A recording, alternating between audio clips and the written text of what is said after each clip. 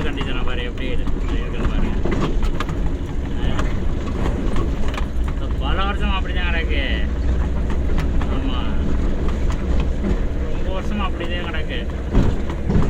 இப்போ வந்து நம்ம தலைவரோட கட்சியிலையாவது இது வந்து சரி செய்கிறாங்கன்னு பார்ப்போம்.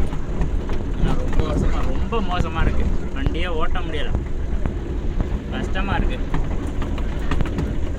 தலைவர் கண்டுக்கிறாரான்னு பார்ப்போம். ஆமாம், தலைவரை கெடுங்க தலைவரை. ஆமாம், அந்த ரோட்டில் போக முடியாது தலைவரை.